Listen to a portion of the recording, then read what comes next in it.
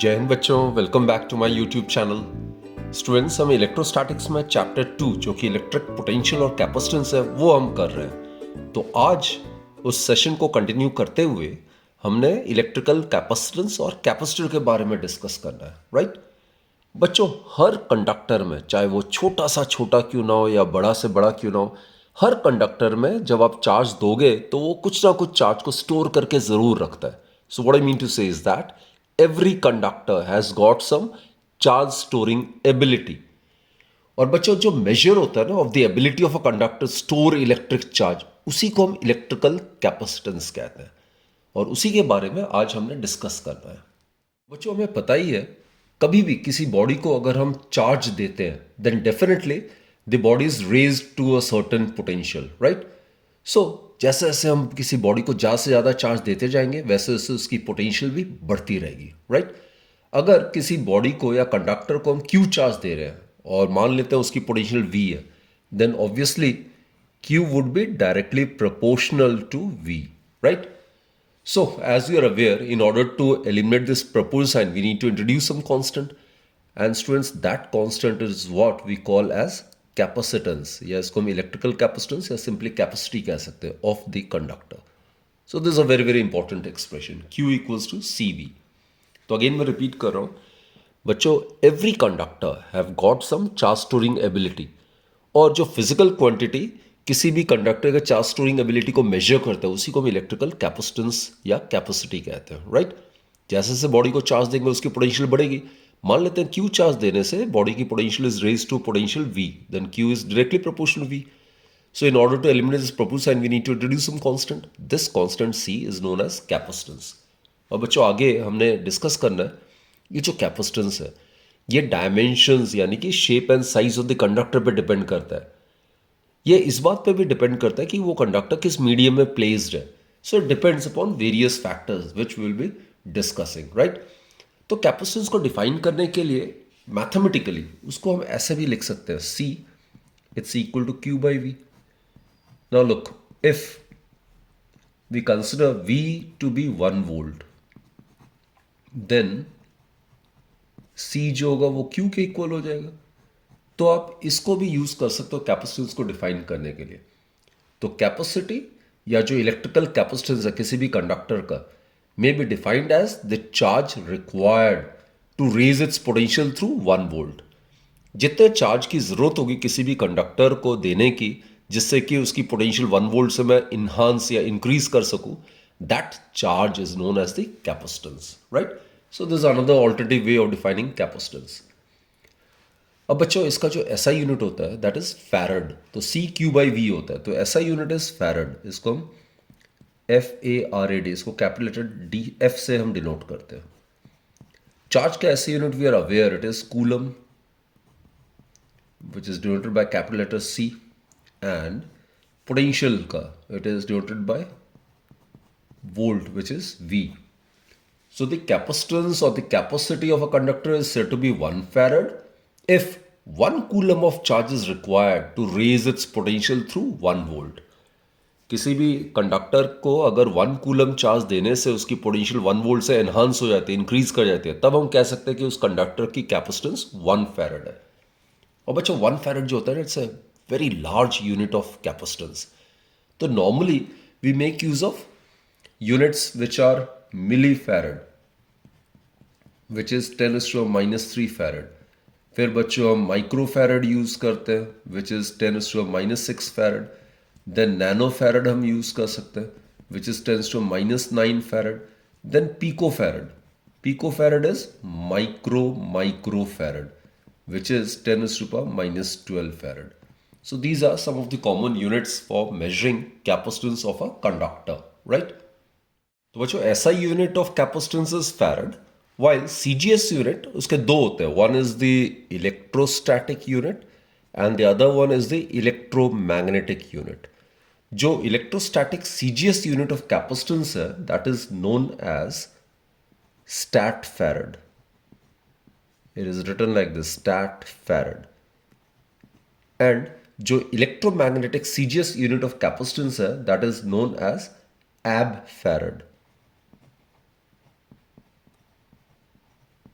And the relationship is, बच्चों ये आराम से आप डिराइव भी कर सकते हो, easily it can be derived. 1 stat farad, इसका जो रिलेशनशिप है between the electrostatic CGS unit of capacitance and the SI unit. So 1 stat farad is equal to 1 divided by 9 into 10 raised to power 11 farad. Or in other words, आप इसको ऐसे भी लिख सकते हो, 1 farad is equal to 9 into 10 raised to power 11 stat farad. Right? This is the relationship between farad and stat farad. Similarly बच्चों, ये भी आप प्रूव कर सकते हो कि 1 farad जो होता है, it is equal to 1 divided by 10 raised to power 9 ab farad. Right? So that's the relationship. बच्चों एक बार मैं अगेन रिपीट करता हूं, हर कंडक्टर, चाहे वो छोटा से छोटा पिन क्यों ना हो, नेल क्यों ना हो, every conductor whether it is small और large has got some charge storing ability, जिसको हम कैपेसिटेंस कहते हैं। लेकिन ये कंडक्टर की जो चार्ज स्टोरिंग एबिलिटी होती है वो बहुत बहुत बहुत ही कम होती है। राइट? तो अगर हम चाहते हैं कि कम स्पेस में ह्यूज अमाउंट ऑफ चार्ज को स्टोर करें, तो उसके लिए एक हमें डिवाइस हम यूज करते हैं जिसको हम कैपेसिटर या कंडेंसर कहते हैं। बेसिकली बच्चों, it's a device which consist of suitable arrangement of 2 conductors, और जो कंडक्टिंग बॉडीज हैं वो या तो प्लेट्स के फॉर्म में होता है, या सिलेंड्रिकल शेप में होता है, या स्फेरिकल शेल्स के फॉर्म में होता है, and they are separated by some non conducting medium, जैसे एयर हो सकता है, डाइलेक्ट्रिक हो सकता है। तो ऐसा जो अरेंजमेंट है, it is capable of storing huge amount of charge in a very small space, and such a device is known as capacitor और अ कंडेंसर। राइट? तो अगर वो दो जो कंडक्टिंग बॉडीज की मैं बात कर रहा हूं, अगर वो प्लेट्स के फॉर्म में है तो उसको हम पैरेलल प्लेट कैपेसिटर कहते हैं। अगर 2 कॉन्सेंट्रिक कोएक्सियल सिलेंड्रिकल शेल्स के फॉर्म में है तो उसको हम सिलेंड्रिकल कैपेसिटर कहते हैं। अगर वो 2 कंडक्टर्स कॉन्सेंट्रिक स्फेरिकल शेल्स के फॉर्म में तो उसको हम स्फेरिकल कैपेसिटर कहते हैं। राइट? तो अलग अलग कैपेसिटर्स की अलग अलग कैपेसिटेंस होती है। तो आपके सिलेबस में बच्चों +2 बोर्ड एग्जाम्स में ये parallel plate capacitor that is in the syllabus, and we will be discussing that. Right? और इलेक्ट्रिक सिंबल कैपेसिटर का कैसा होता है वो चेक कर लो। This is the electric symbol like this, it's represented like this. 2 parallel lines हम represent करते हैं। This represents a capacitor having fixed value of capacitance. Right? इसकी कैपेसिटेंस C मान लेते हैं, तो ये कैपेसिटर का इलेक्ट्रिक सिंबल है और इसमें इसकी कैपेसिटेंस फिक्स्ड वैल्यू है C। While on the other hand, अगर मैं इसमें एक एरो ऐसे रिप्रेजेंट करता हूं लाइक दिस, तो it will become a variable capacitor. मतलब इस वाले कैपेसिटर की कैपेसिटेंस वैल्यू जो वो वैरी कर सकते हैं। Right? So this is the electric symbol for a capacitor having fixed value of capacitance, and there's a capacitor whose capacitance may be changed. Now, students, let us find out the expression for the capacitance of a spherical conductor. ये कोई एक imaginary isolated spherical conductor मान लेते हैं। Suppose O is the center and R is the radius of this spherical conductor, right? अब इसमें charge Q is given to it. Charge Q uniformly distributed होगा और उस पूरे चार्ज को हम एज्यूम कर सकते हैं कि it is concentrated at its centre. Right? So Q is the charge given to the sphere which can be assume to be concentrated at its centre. अब बच्चों, पोटेंशियल जो होगा किसी point on the surface would be given by potential at any point on the surface of the sphere would be given by, इसका formula हमें पता ही है, it is given by V is equal to Q divided by 4 pi apps naught R. This is the formula for the potential, right? And just now we have discussed capacitance of a conductor is given by C equals to Q by V. Q जितना charge उस conductor में, यहाँ पे पूरे spherical conductor में charge Q है, divided by the potential. तो बच्चों ये V का वैल्यू अगर हम यहाँ पे सब्स्टिट्यूट करते हैं, Q get cancel out, so will be left with 4 pi apps naught R. So the capacitance of a spherical conductor that is given by 4 pi apps naught R. तो आप देख ही रहे हो जो कैपेसिटेंस है स्फेरिकल कंडक्टर का वो उसका डायमेंशन में डिपेंड कर रहा है, यानी कि with the increase in the size और rather with the increase in the radius of the spherical conductor its capacitance will also keep on increasing. It does also depend upon the nature of the medium in which it is placed. Right? अगर किसी medium में placed होता other than air और vacuum, then eps naught की जगह epsilon आ जाता. और epsilon not आपको पता ही है, ये एब्सोल्यूट परमिटिविटी होता है फ्री स्पेस का. And we are aware of its value, isn't it? 1/4 pi eps not का वैल्यू होता है, it is K, small K, it is 9 × 10⁻⁹ which is Newton meter square per square coulomb. So this is basically the expression for the capacitance of a spherical conductor. तो अगर हम spherical conductor के case में capacitance और radius of the spherical conductor के बीच में graph plot करें, then since c is directly proportional to r, therefore the graph would be a straight line passing through the origin, right? It is satisfying the standard equation of a straight line passing through the origin, y equals to mx. So this will be the graph. So capacitance of a spherical conductor is directly proportional to its radius. Now let's find out the capacitance of the earth. Earth, for all practical consideration, is considered to be a sphere of radius. अर्थ का radius बच्चों होता है 6400 kilometre. रफली हम ये value assume करते हैं, तो एसआई में करें तो ये हो जाएगा 6.4 × 10⁶ मीटर्स। तो अर्थ इज अ कंडक्टर, तो उसकी भी चार्ज स्टोरिंग एबिलिटी है। तो इतना बड़ा साइज का अर्थ है, तो देखते हैं उसकी कैपेसिटेंस कितने चार्ज स्टोर करके रख सकता है। तो कैपेसिटेंस का फॉर्मूला क्या होता है? 4πε0r। 1/4πε0 का वैल्यू इतना होता है, तो 4πε0 का वैल्यू हो जाएगा 1/9 × 10⁹ multiplied by r. Radius is 6.4 × 10⁶। तो इसको बच्चों अगर आप सॉल्व करोगे, 6.4 divided by 9, that will approximately give you 0.711 multiplied by, ये 10⁹ ऊपर जाएगा तो will be left with 10⁻³ right? So it can also be written as 711 × 10⁻⁶ farad. SI unit of capacitance is farad. Now 10⁻⁶, it can be termed as micro, right? So it is 711 microfarad. तो अर्थ का इतना ज्यादा radius, it's huge, but still it has got a capacitance of only 711 microfarad. So what I mean to say is that, जैसे अभी हमने discuss किया था, इतना बड़ा साइज का होते हुए भी इसकी कैपेसिटेंस बहुत कम है। तो इसलिए चार्ज को स्टोर करने के लिए हम special arrangement of conductors use करते हैं, जिसमें दो कंडक्टिंग बॉडीज यूज करते हैं which are separated by some non conducting medium, and that arrangement can store a huge amount of charge in a very small space, जो कि हम principal of a capacitor में अभी डिस्कस करने वाले हैं, राइट? एक और चीज बच्चों, ये कैपेसिटर एक स्फेरिकल कंडक्टर का, राइट? नॉर्मली मैंने बताया था कैपेसिटर जो हम प्रैक्टिकली यूज करते हैं उसमें it is made up of 2 conductors, and इस केस में, in case of an isolated spherical conductor, the capacitance of a single spherical conductor is calculated by assuming that the other conductor is at infinity. तो इसको एक as a single spherical conductor consider करते हुए हमने ये assume किया हुआ है। बट स्फेरिकल कैपेसिटर जो प्रैक्टिकली यूज करते हैं उसमें 2 कॉन्सेंट्रिक स्फेरिकल शेल्स होते हैं, राइट? इसमें the outer shell is considered to be at infinity. बहुत ही इंपॉर्टेंट सा कॉन्सेप्ट हम डिस्कस करने जा रहे हैं, जो कि प्रिंसिपल ऑफ अ कैपेसिटर है। जो कैपेसिटर में 2 कंडक्टर्स का सूटेबल अरेंजमेंट, राइट, वो हमने डिस्कस करना है प्रिंसिपल ऑफ अ कैपेसिटर के टॉपिक में। For that suppose we will consider a single conductor. A जो है बच्चे एक सिंगल कंडक्टर है, राइट? एंड सपोज ये कंडक्टर ए है, या प्लेट मान सकते हो आप, कंडक्टर प्लेट के फॉर्म में प्लेट ए माना, और इसमें suppose positive charge is given और ये एयर में प्लेस्ड है।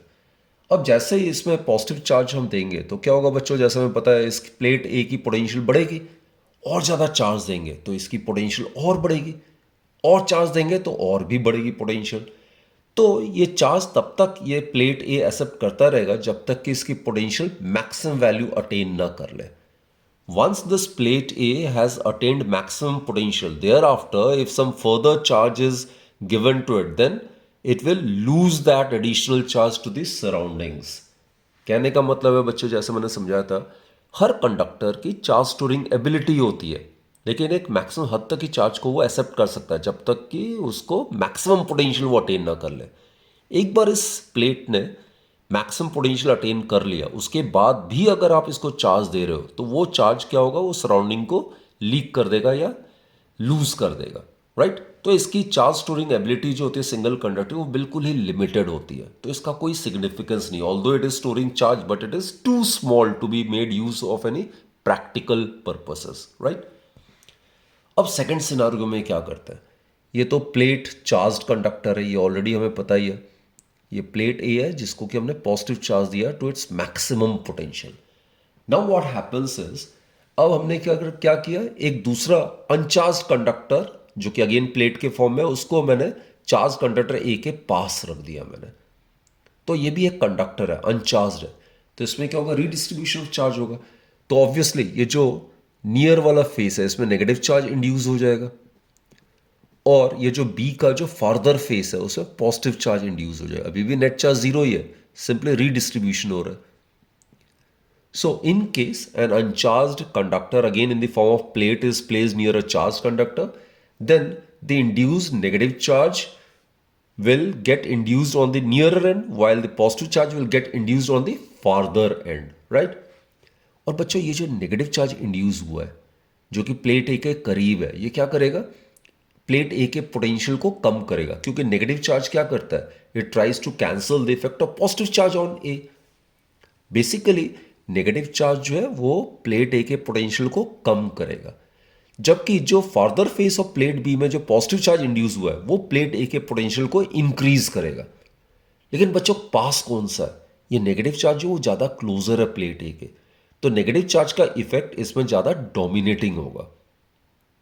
तो ओवरऑल इफेक्ट जो होगा इस अनचार्ज कंडक्टर का चार्ज कंडक्टर के पास प्लेस करने का, वो ये होगा कि प्लेट ए की पोटेंशियल थोड़ी सी रिड्यूस हो जाएगी।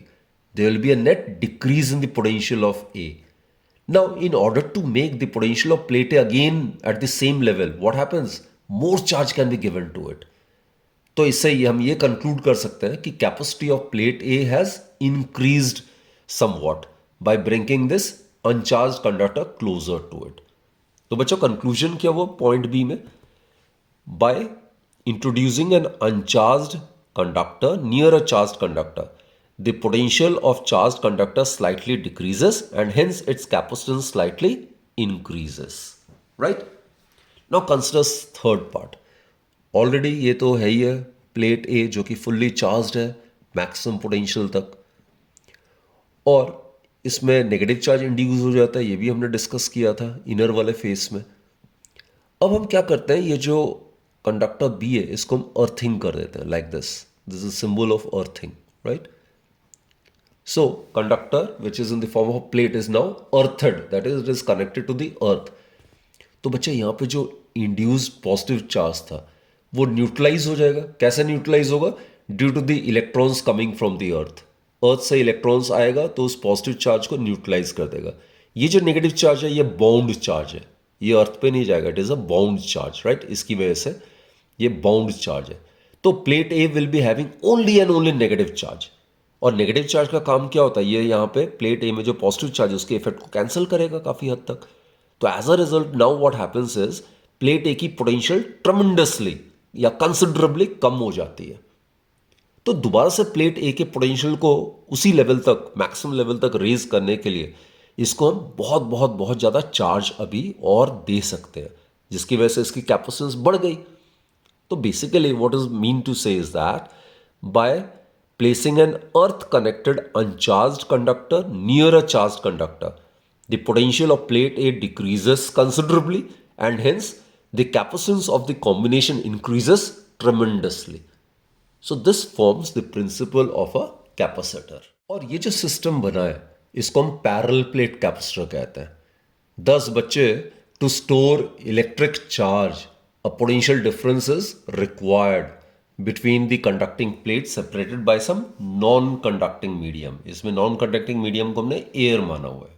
तो बच्चों अब हम करते हैं पैरेलल प्लेट कैपेसिटर के कैपेसिटेंस का एक्सप्रेशन हमने निकालना है, राइट?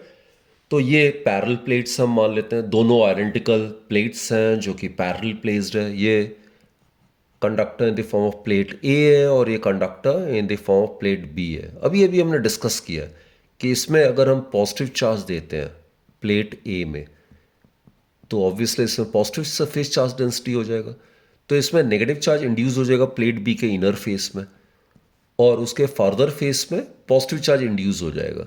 लेकिन इसको अगर हम अर्थिंग कर देते हैं तो वो जो पॉजिटिव चार्ज प्लेट बी के फार्दर फेस में इंड्यूस हुआ था वो न्यूट्रलाइज हो जाएगा। So plate B will be left with only negative charge. This we have already discussed in the principle of a capacitor, right? जब हम earth connected uncharge conductor B को charge conductor A के पास रखते हैं तो इस पूरे सिस्टम की कैपेसिटेंस बहुत बढ़ जाती है, तो बहुत कम स्पेस में ये बहुत ज़्यादा चार्ज स्टोर करके रख सकता है। तो इसी अरेंजमेंट को हम कैपेसिटर कहते हैं। और ये दो conductors, if it happens that these two conductors are in the form of plates, then it is known as parallel plate capacitor. तो बच्चे ये दोनों प्लेट्स आइडेंटिकल मानते हैं, इनका जो क्रॉस सेक्शनल एरिया है वो ए मान लेते हैं, राइट, दोनों का। इनके बीच में जो सेपरेशन है वो हम डी मान लेते हैं, स्मॉल डी। और इनके बीच में जो है, सपोज इट इज एयर और वैक्यूम, राइट। ऑल्सो स्टूडेंट्स, दोनों आइडेंटिकल है। ये अगर प्लस क्यू चार्ज है इसमें तो इसमें माइनस क्यू चार्ज इंड्यूस होगा। इसकी सरफेस चार्ज डेंसिटी अगर प्लस सिग्मा है तो इसकी surface charge density minus sigma होगा। दोनों आइडेंटिकल प्लेट्स है but equal and opposite charges है। जो ये वाला रीजन है which the two plates are enclosed between them, उसमें जो इलेक्ट्रिक फील्ड है it will be along this direction from positive plate to negative plate. और ये बच्चों यहाँ पे साइड इफेक्ट्स को अगर नेग्लिजिबल करें तो ये जो इलेक्ट्रिक फील्ड है ये यूनिफॉर्म है। This is uniform electric field, right. ये ई से हम रिप्रेजेंट करें या ई नॉट से रिप्रेजेंट कर रहे हैं, this is the uniform electric field. अब बच्चों आपको याद होगा गॉसियन थ्योरम के एप्लीकेशन में जब पूरे स्पेस को दो पैरेलल प्लेट्स से हम इस तरीके से प्लेस करते हैं तो पूरे स्पेस को तीन रीजन में डिवाइड कर देता है। ये दो एक्सट्रीम रीजन हो गया और ये सेंट्रल रीजन हो गया, राइट, जो कि दोनों प्लेट्स के बीच में। यहाँ पे इलेक्ट्रिक फील्ड जीरो होता है, इस वाले एक्सट्रीम रीजन में भी इलेक्ट्रिक फील्ड जीरो होता है, और ये जो बीच वाला रीजन है यहाँ पे इलेक्ट्रिक फील्ड होता है sigma by epsilon not, right. So यहाँ से आपने आर्टिकल को स्टार्ट करना है। We know that electric field between the plates, ये जो प्लेट्स है, जो स्पेस इन्होंने इनक्लोज किया हुआ है उसके बीच में जो इलेक्ट्रिक फील्ड है it is given by sigma by epsilon not, right. This is what we have already done in the applications of Gauss's theorem. और ये इनफाइनाइटली थिन प्लेट्स के केस में था, राइट। यहाँ इलेक्ट्रिक फील्ड जीरो है, यहाँ zero है, लेकिन सेंट्रल वाले रीजन में सिग्मा बाय एप्सिलॉन नॉट है। यहाँ पे सिग्मा जो है सरफेस चार्ज डेंसिटी है, it is charge per unit area. अब बच्चों कैपेसिटेंस का फॉर्मूला क्या होता है, C equals to Q by V, right. तो कैपेसिटेंस का एक्सप्रेशन निकालने के लिए हमें इन दोनों प्लेट्स के क्रॉस जो पोटेंशियल डिफरेंस है वो हमने निकालना जरूरी है, तभी हम कैपेसिटेंस का एक्सप्रेशन निकाल सकते हैं, राइट। ऑल्सो हमें पता है E और V के बीच में रिलेशनशिप क्या होता है। E in magnitude is given by dV by dr, this we are aware, right. वैसे electric field at a point is numerically equal to the negative of the potential gradient. Negative sign ये indicate करता है कि electric field की हमेशा direction उस तरफ होती है जहां पे पोटेंशियल वैल्यू कम होती है, राइट। तो मैग्नीट्यूड में it is dV by dr, और dV को हम ई डी आर लिख सकते हैं, राइट। तो बच्चों पोटेंशियल डिफरेंस जो होगा, the potential difference across the plates, potential difference across the plates, इसको हम V मान लेते हैं। ये हमने V माना है across the plates, so it will be given by integration of dV which in turn would be written as EdR, right. Now look, electric field in this space between the plates of the capacitor is considered to be uniform. तो electric field कौन सा है, E not है, it is uniform, so it can be taken outside the integration. ये potential difference V not मान लेते हैं हम, ठीक है, इन एयर हम V नॉट मान लेते हैं। एंड इंटीग्रेशन ऑफ dr, ये छोटे छोटे डिस्टेंस को अगर ऐड कर देंगे that will give you the total separation between these two plates which is d। तो कहीं पे भी इलेक्ट्रिक फील्ड अगर यूनिफॉर्म होता है तो potential difference across the plates would be simply given by the product of the strength of the electric field and the distance between the plates. Just remember this, right. So E not is uniform, it is the case of uniform electric field. तो uniform electric field के case में directly आप ये use कर सकते हो।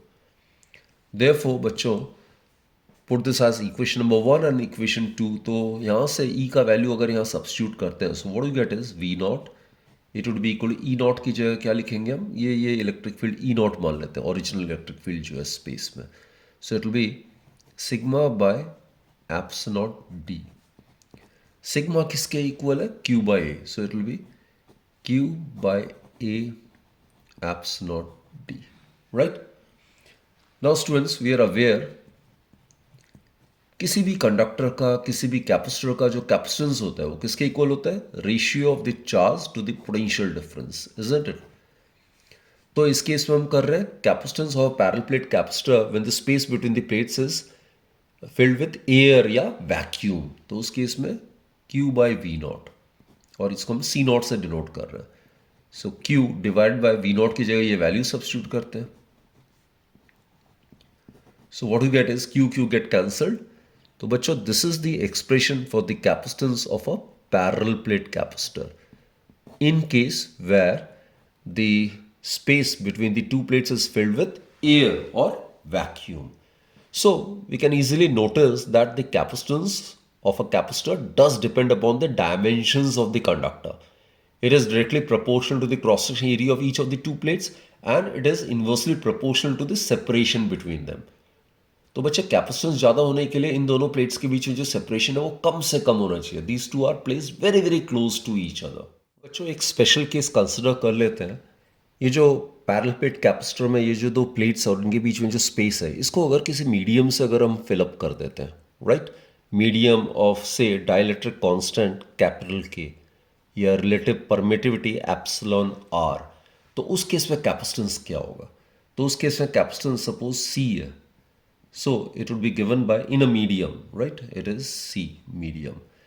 तो यहाँ पे जो एप्सिलॉन नॉट है इसकी जगह क्या आएगा? Absolute permittivity of the medium under consideration आ जाएगा, A by D.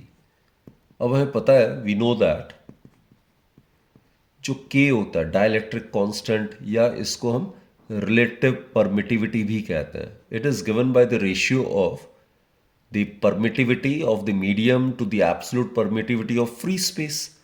That is ये जो एप्सिलॉन है जो कि absolute permittivity of the medium है उसको हम K टाइम्स एप्स नॉट भी लिख सकते हैं। देयरफॉर जो कैपेसिटेंस होगा पैरेलल प्लेट कैपेसिटर का, जब हम उसको किसी medium of dielectric constant K से इंट्रोड्यूस करते हैं तो उस केस में आ जाएगा एप्सिलॉन की जगह हम K एप्स नॉट लिख सकते हैं। So it will be K eps not A by D, right, that is C medium, it will be equal to K times C vacuum or air. So बच्चों let's conclude a very very important thing. हमें पता है for a medium, किसी भी denser medium के लिए, for any medium actually, for any medium K का value जो होता है that is always greater than 1. Air vacuum के लिए K का वैल्यू 1 होता है, right? For any other non-conducting medium the value of K is always greater than 1. Therefore, from this we can safely conclude that C medium is greater than C vacuum or C air. So when the space between the two plates of a capacitor is filled with some medium having dielectric constant K, then the capacitance of the capacitor tends to get increased by K times, right? तो ये बच्चों बहुत ही important सा conclusion था। तो इस session के लिए बच्चों आज के लिए हम इतना ही करते हैं। हमने इस सेशन में कैपेसिटेंस के बारे में जाना, कैपेसिटर क्या होता है, प्रिंसिपल ऑफ अ कैपेसिटर क्या होता है, and last but not the least we have derived an expression for the capacitance of a parallel plate capacitor, right. तो आप इन टॉपिक्स को ढंग से रिवाइज कर लेना and hopefully you will work real hard and you will work consistently and persistently, right. तो thank you बच्चों, thank you for watching my videos and don't forget to recommend my channel to your friends and colleagues, right?